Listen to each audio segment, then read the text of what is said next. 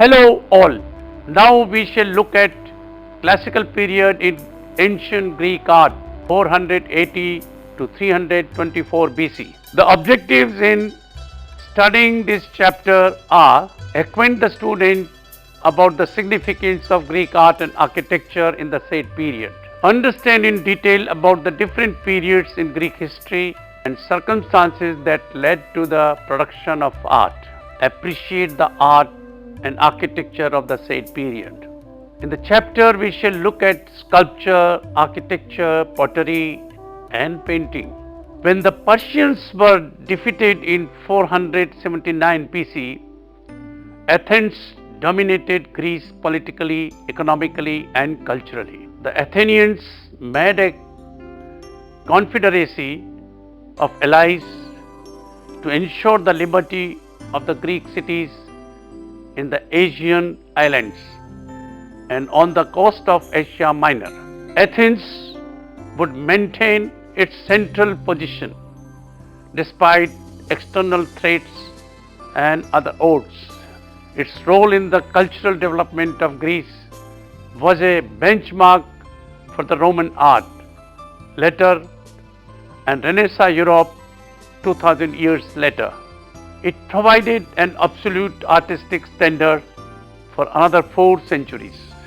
The classical period is divided into 3 phases.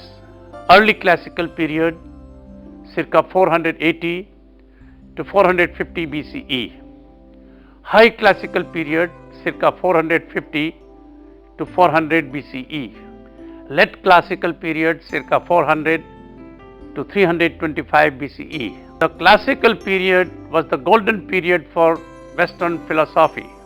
Socrates revolutionized several areas of Western thought, including ethics, advocating a life of good acts, government and law, endorsing democracy, and analyzing the nature of knowledge and how we gain knowledge. Socrates mentioned who developed his own brand of philosophy, introducing the idea of a spiritual aspect to the world, or that material things observable in this world had a perfect manifestation in a transcendent existence. Plato attempted to understand the world with this assumption. Plato's student Aristotle, although advocating belief in a realm or a phenomena not observable through our 5 senses, criticized Plato's unsubstantiated assumptions of a transcendent existence, relying on the senses, empiricism, as a superior methodology for understanding the world. On the whole, the classical period saw the rise of a new stylistic direction, away from elegant civilizations and toward a sense of greater faithfulness to the natural appearances of human beings and their world. This was the beginning of the Greek physical ideal.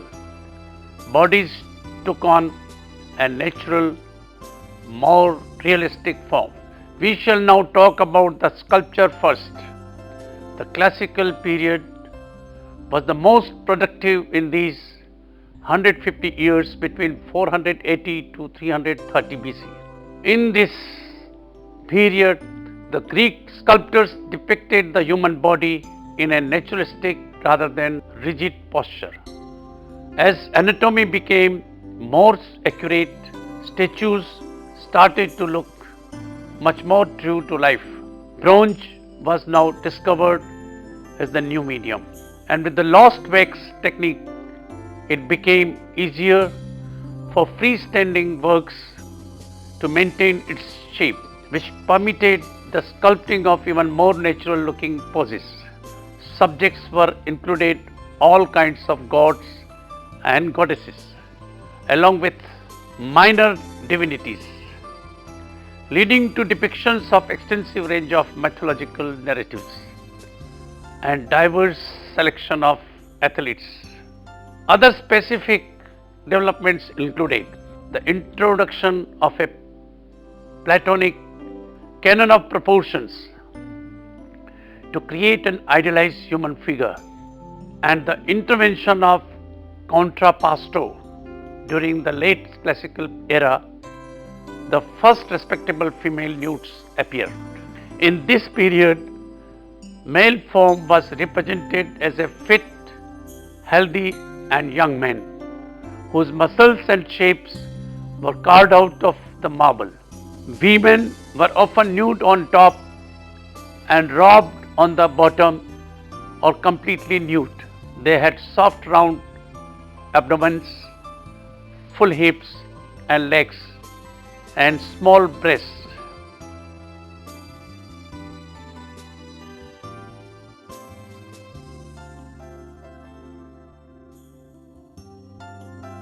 This sculpture reflects the change from archaic to early classical. Stylization has decreased, remaining primarily in the smooth wavy hair and the circle of curls around the head. The flesh covers an organic structure of bone and muscle. The archaic smile has disappeared and the expression is neutral. You might note that the head is tilted slightly and as the right leg bends forward at the knee, the left leg holds the body's weight. This is made in the pose referred to as contrapposto, from the Latin words prosteus, position, and contra, against. The viewer can see the inner workings of the body for the first time, a contrast between rigid and relaxed elements.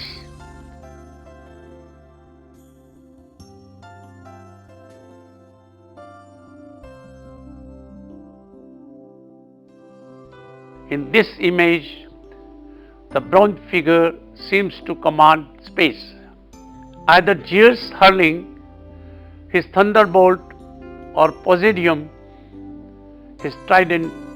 He positions himself as if ready to shift his weight, perfectly balanced between the ball of his right foot and his left heel.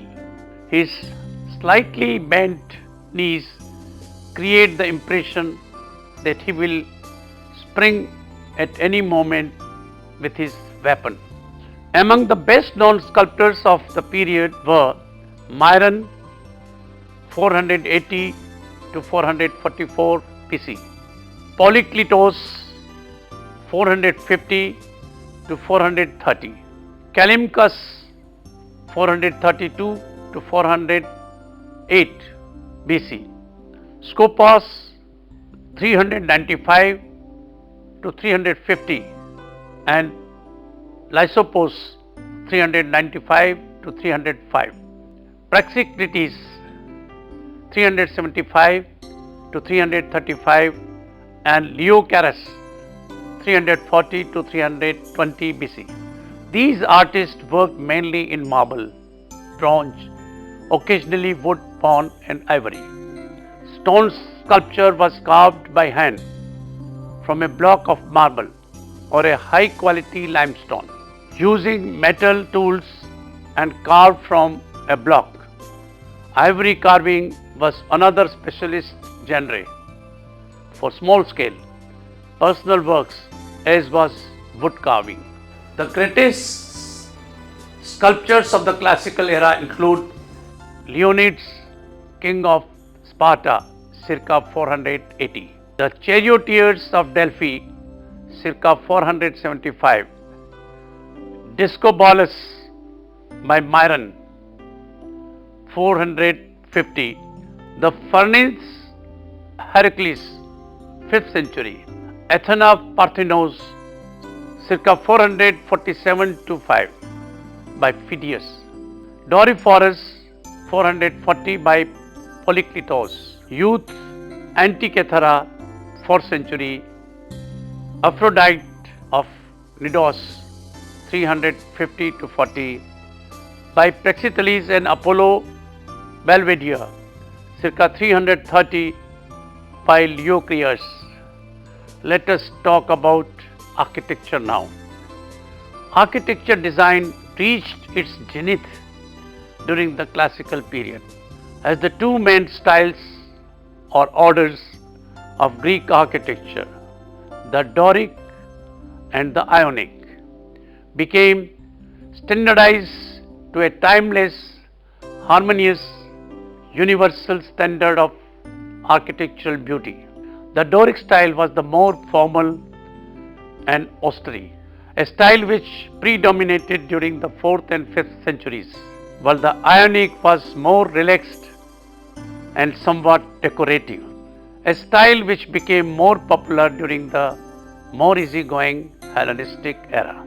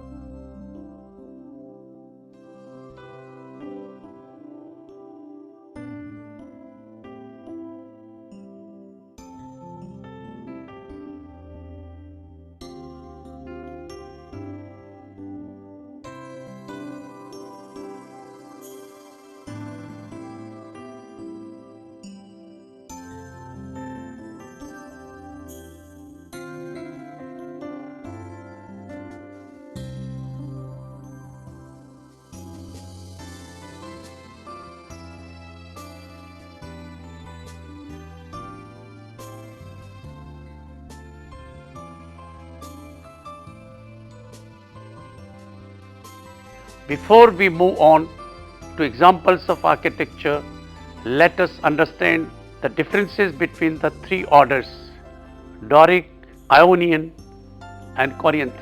The high point of ancient Greek architecture was arguably the Acropolis, the flat-topped sacred hill on the outskirts of Athens. The first temples erected here during the Archaic period were destroyed by the Persians in 480. But when the city-state entered its golden age, circa 460 to 430, its ruler Pericles appointed the sculptor Phidias to oversee the construction of a new complex. The Acropolis was added to several times during the Hellenistic and Roman eras.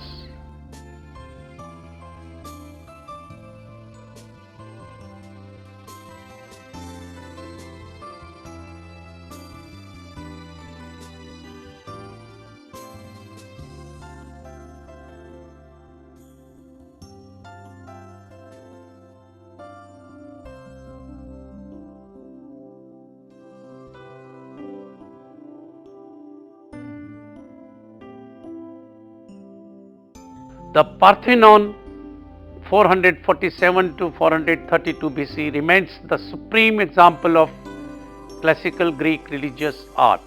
In its day, it would have been embellished with numerous wall paintings and sculptures. Yet even relatively devoid of adornments, it stands as an unmistakable monument to Greek culture.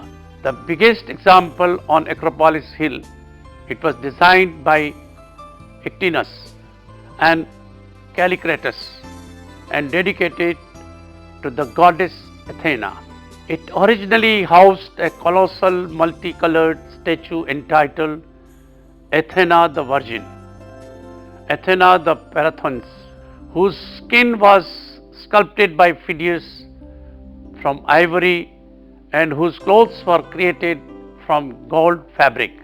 Like all temples, the Parthenon was decorated throughout with architectural sculpture like reliefs and friezes, as well as freestanding statues in marble, bronze and chrysanthemum. Most of the new buildings, the Parthenon, the propylaea, were designed according to the Doric proportions, though some included Ionic elements. Temple of Athena, Nike, the Erechtheum,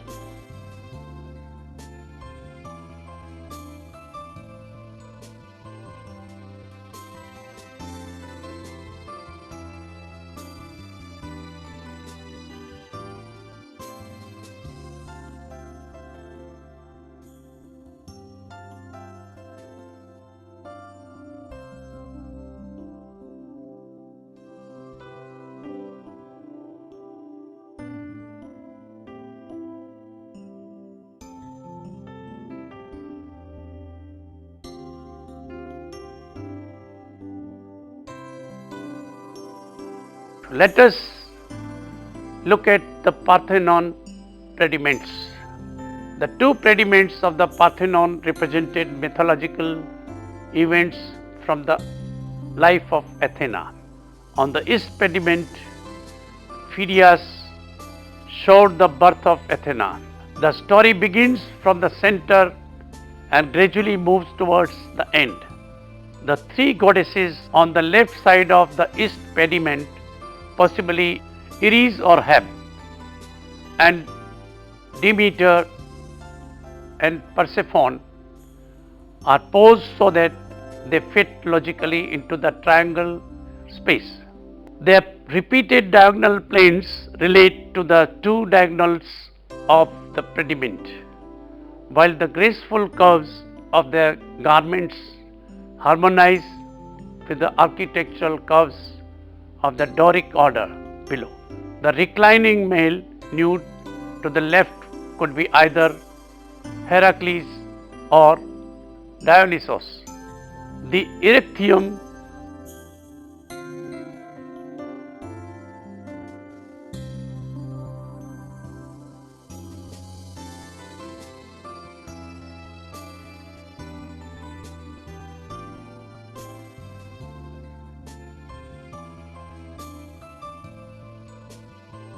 is on the northern side of the Acropolis, opposite the Parthenon. Erechtheum, built on an uneven site and is a more complex Ionic building. The eastern room was dedicated to Athena Polis. Athena in her aspect as patron of the city. The small southern porch is distinctive for its 6 caryatids, each standing in a relaxed contrapposto pose. The drapery defines the ideal female body, characteristic of the classical style.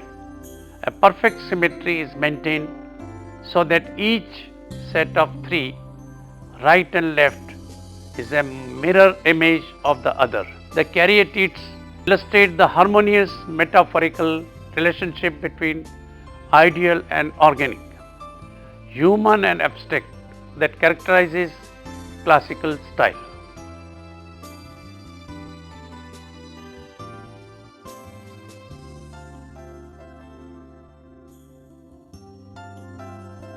Let us now discuss the Greek theatre.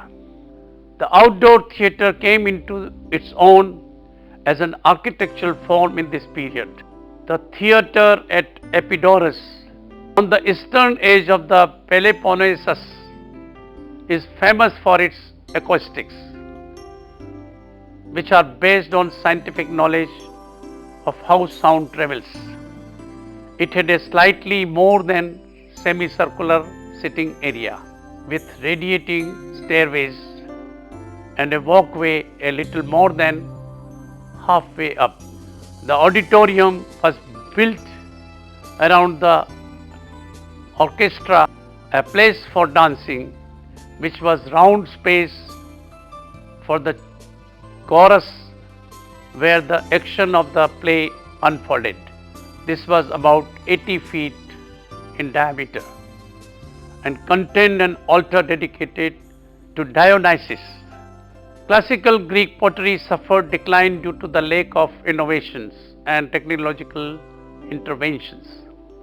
The final creative development was the white ground technique, which had been introduced around 500 BC. Unlike the black figure and red figure styles, which relied on clay slips to create pictures, the white ground technique employed paint and gilding on a white clay background and is best illustrated by the funerary lekythoi of the late 5th century. Apart from this single innovation, classical Greek pottery declined significantly in both quality and artistic merit and eventually became dependent on local Hellenistic schools. Let us talk about classic Greek painting now. Classical Greek painting reveals a grasp of linear perspective and naturalist representation, and the age saw the flourishing of all kinds of paintings. In panel paintings done in tempera, subjects like figurative scenes, portraits, and still lives, and exhibitions were drawn. None of them remain due to the perishable nature of the material. Fresco painting was a common method of the mural decoration in temples, public buildings, houses, tombs, but these larger artworks generally had a lower reputation than panel paintings.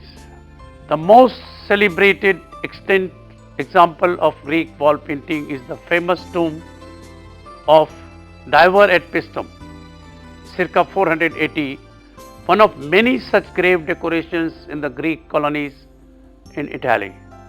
Another famous work was created for the Great Tomb at Virginia, circa 326 BC, whose facade was decorated with a large wall painting of a royal lion hunt. The background was left white, with landscape being indicated by a single tree and the ground line, as well as the style of its background and subjects. The mural is noted for its subtle depictions of light and shadow, as well as the use of a technique called optical fusion, the juxtaposition of lines of different colors, a rather curious forerunner of Seurat's 19th century pointillism. Greek artists mastered the art of painting on stone, terracotta, and wood sculpture. The clothes and hair were painted in bold colors, and the skin was left in natural stone color. But on occasion, the entire sculpture was painted. Sculpture painting was viewed a distinctive art, an early type of mixed media, rather than merely a sculptural enchantment. In addition to paint, the statue might also be adorned with precious materials. The most famous 5th century classical Greek painters include Apollodorus, noted for his Skiagraphia, a primitive type of chiaroscuro. His pupil, the great Cyaxus of Heraclea, noted for his easel paintings, and Pompeii, as well as Agatharchos, the first to have used graphical perspective on a large scale. Paracelsus, best known for his drawing and his picture of Theseus in the Capitol at Rome. Timarete, one of the greatest female Greek painters, noted for a panel painting at Ephesus of the goddess Diana. In the late classical period, artists like the talented and influential Apelles, of course, official painter to Philip II of Macedonia, and his son Alexander the Great, adding new techniques of highlighting, shading, and coloring. Other famous 4th century artists include Apelles, Rivals, Antipholus, a specialist in light and shade, genre painting and caricature, and the Protogenes, noted for his meticulous finishing, and Euphranor of Corinth, the only classical artist to excel at both painting and sculpture. Eupompus, founder of the CCO school, and the history painter Androkytus of Cyzicus, known for his controversial history painting depicting the Battle of Plataea.